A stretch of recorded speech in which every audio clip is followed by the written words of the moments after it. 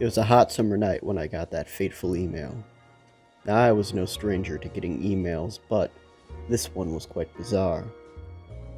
Anonymous, untraceable, and riddled with punctuation errors. Not my usual kind of client, but work is work, and this guy had quite the job for me. Dear Mr. Yhammir, I am writing to you regarding a game that I would like you to take a look at. The game is called Golgun 2, and I have purchased it for you because I want you to look into it. Signed, Anonymous. The guy typed like he didn't have a period key, but that's not what caught my eye. Rather, it was the game that the stranger so graciously purchased for me. What Golgun 2 was and why this guy wanted me to look into it was a mystery, and I love a good mystery.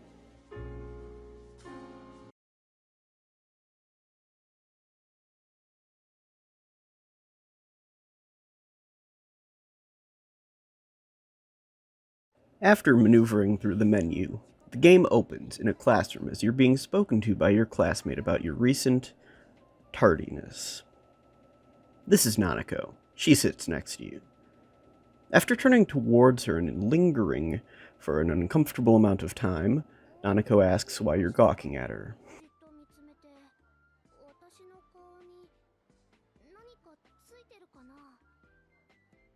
This is the first choice in the game, and needless to say, it's very impactful.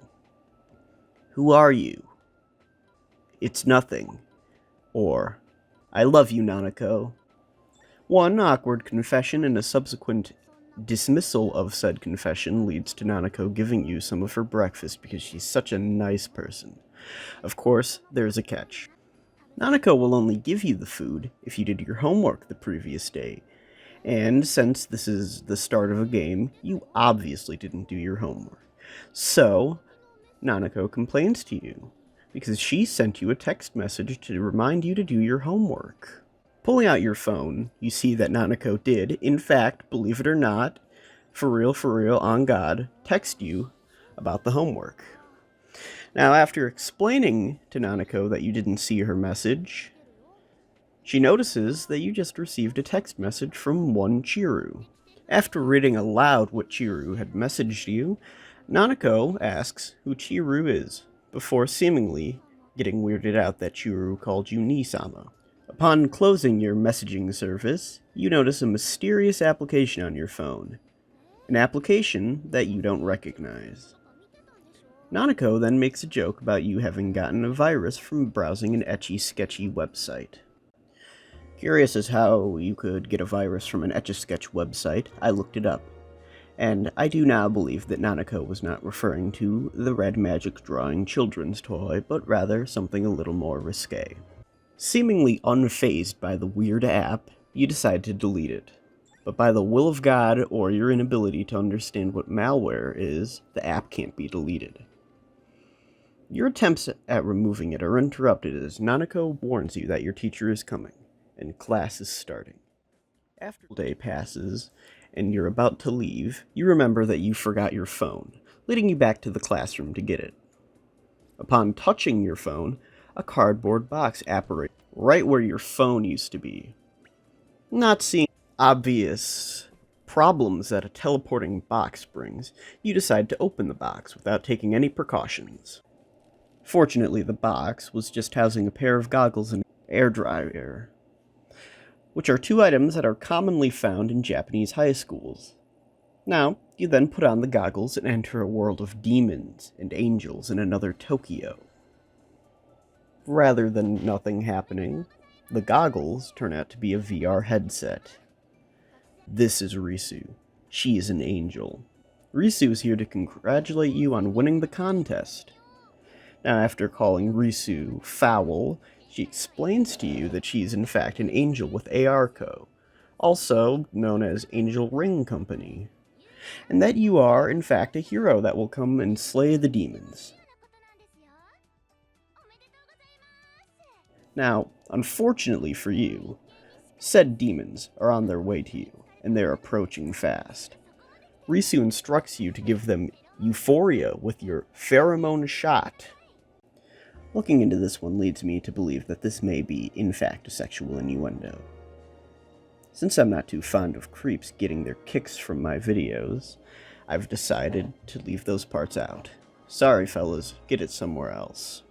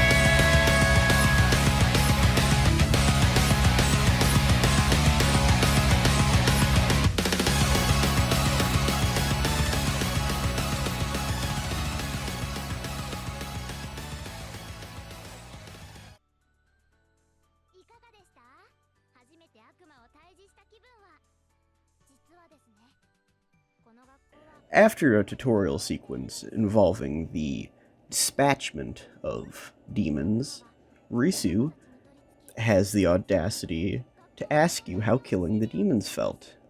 Now, these demons were once your classmates. See, demons are targeting your school, Sakurozaki Academy, and if you don't put down the demon threat soon, the whole world will be infested with demons. Now, unsurprisingly, angels and demons have an agreement not to fight each other in the human world, so they outsource.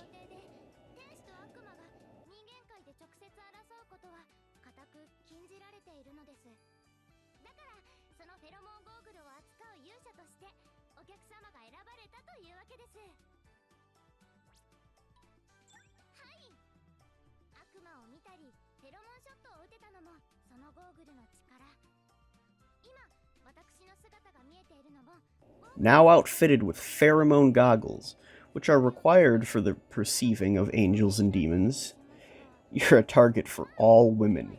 Congratulations, you are irresistible to all girls. Have fun with your harem, creep. Now, regardless of your situation, the demons seem to have fled today, so you can head home.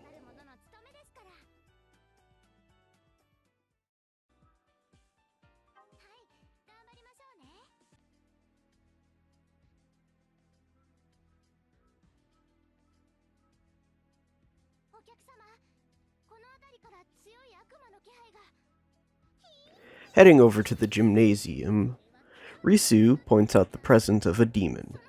This is Corona. She's one hell of a demon. She's also floating above you. Now, Corona is upset because you've been fighting off the demon invasion, so she came to deal with you personally.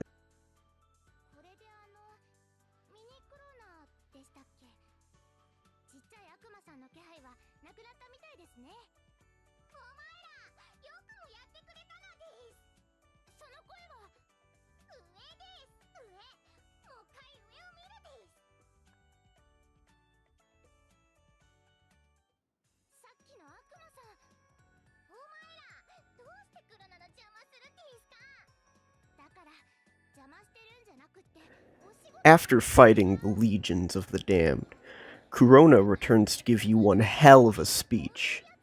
Seeing the ensuing argument between an angel... Seeing the ensuing argument between an angel and demon, you decide to try to make a fighting game out of this mess, which surprisingly gets them to stop fighting. Then Corona shoves Risu in monologues.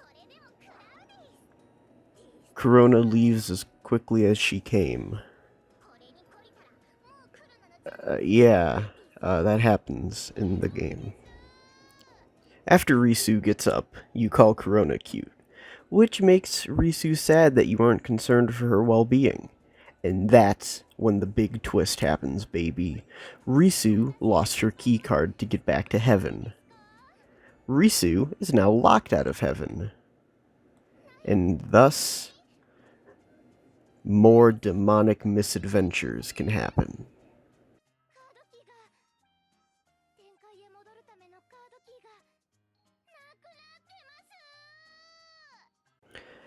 That right there, folks, is a great place to stop for the non-spoiler part of the video. If you've been caught up in this game's plot, then I recommend you check out the game. Now, for those who don't care about spoilers or have already played the game, you can just keep watching. Yeah. So, I lost the footage for this part, and I guess I'll just say what happened. Nanako wanted to know why we were acting weird, so we told her about the demons. She needed to go deliver some paper, and she asked us to come along. And on that trip, we found out that Nanako has like a demon shadow, and Risu wants to exorcise the demon from Nanako.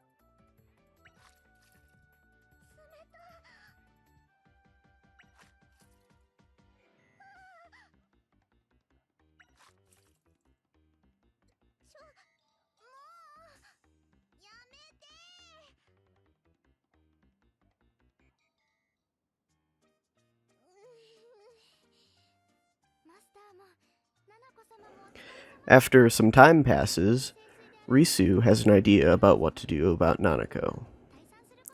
See, Risu wants to exorcise Nanako, so you call her down to the front of the school, where you then tie her to the monument in front of the school and spray her with cold water, causing her to catch a cold.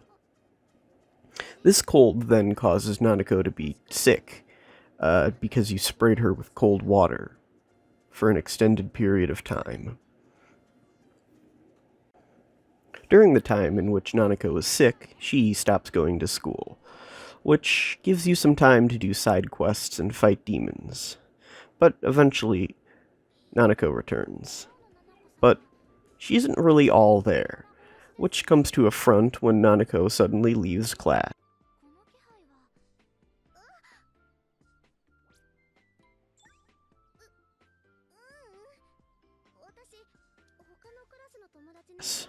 Now, time passes, but Nanako doesn't come back. Concerned for the safety and well-being of your friend, you decide to search for her, finding her hiding in the gym's storage room.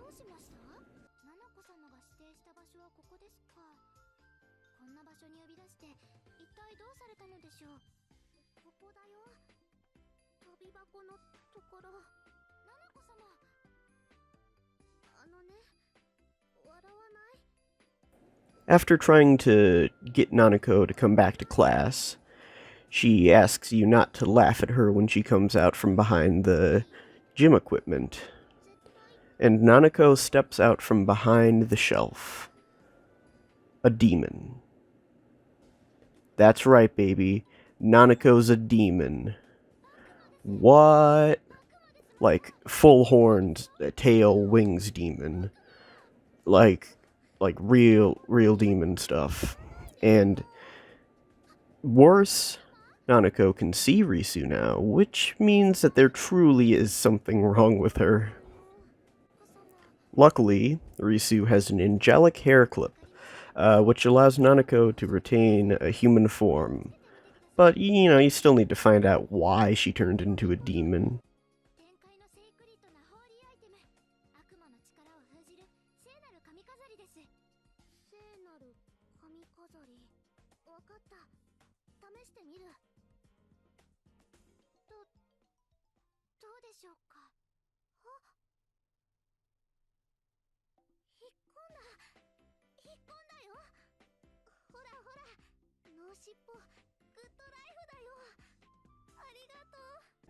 And after just a few days of research and asking her mother, Nanako has an answer.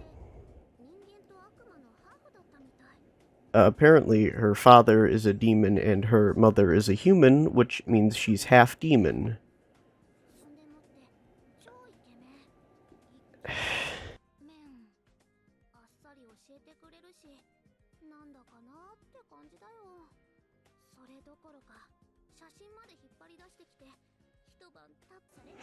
One day you get a frantic message from Nanako. She's been kidnapped by demons. She's currently in the gymnasium. So, you and Risu head over to find Nanako surrounded by demons. After fighting the demonic horde and freeing your friend, you learn that Kurona was here, but she fled. This causes you to chase Kurona, where you eventually catch up to her in the courtyard. This is the ultimate challenge of your skills, the final battle against evil. This is where your story will end if you can defeat the evil Kurona and her hordes of demons.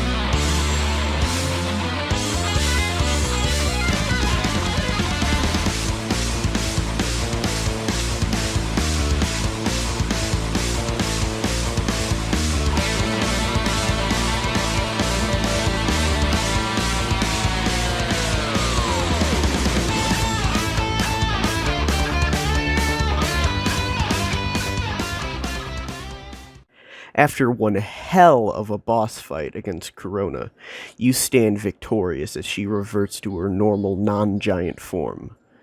Beaten, Corona is obligated under demon law to explain that she isn't evil, she's just a troublemaker. And since you bested her, Corona gives back Risu's pass card, allowing her to go home. Corona leaves, vowing to return one day to make more trouble. But for now, everything is fine.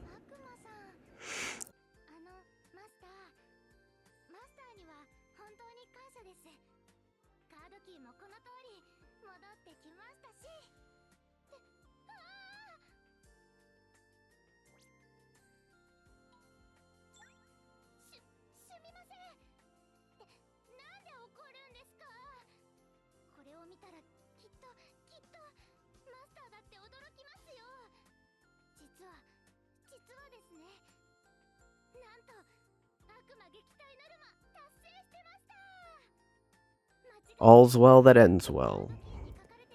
At Sakurazaki Academy, home to demons, angels, and heroes.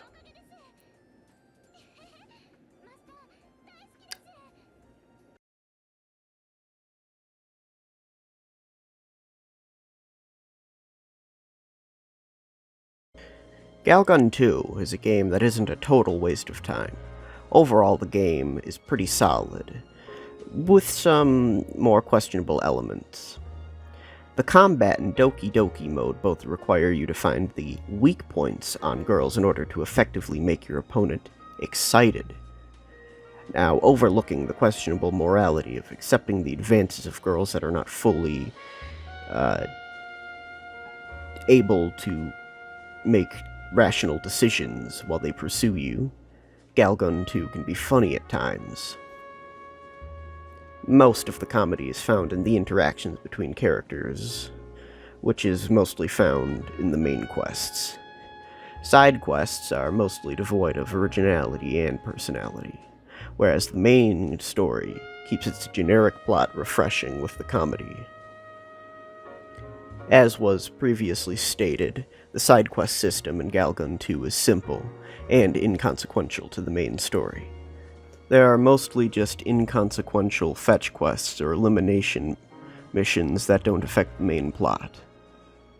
Although they do not move the plot forward, the side quests are not entirely pointless because they award you with the phone numbers of the girls you help. With these phone numbers, you can have rendezvous with the girls. The big problem with the side quests are that they are a required part of the game, which drags out the game's runtime. But Galgun 2's runtime is not as egregious as it could be. This is likely because the game doesn't take itself too seriously at any point, which helps pass the time that it takes to complete the main story. Replayability-wise, Galgun 2 is a game that can be replayed multiple times with variation, due to the, albeit limited choice system, that often leads to the same outcomes as the other dialogue options. For the most part, dialogue can be summed up with 3 different types: the obviously wrong joke, wacky one, the serious one, and the lighthearted one, which mostly all lead to the same places. Many of the wacky options are attempts at flirting, which are almost always comedically shot down. Contrary to popular belief, the cutesy art style and colorful designs that Galgun 2 has are rather appealing to even the most grizzled detectives. That being said, the graphical fidelity can sometimes fluctuate in quality when looking between the character models and the background props. Although they aren't the main focus of any given scene, the background is still an important part of the immersion in a game. I suppose I ought to talk about my experience now. Overall, Galgun 2 was a solid game with decent graphics and plenty of content. The models looked nice, and there weren't really any game-breaking bugs that I encountered. Seated here now in my office, I would rate Galgun 2 a solid. I was finishing up my Galgun review when I received another mysterious email from my anonymous ally. Dear Mr. Yhammir, it seems that you have completed the task that I laid out for you. In exchange for your services, I have arranged for you to be sent a package. Keep an eye out for more mails. There's always more work to be done. Signed, Anonymous. Something about the tone of that email gave me the feeling that my elusive employer wasn't done with me or my services quite yet.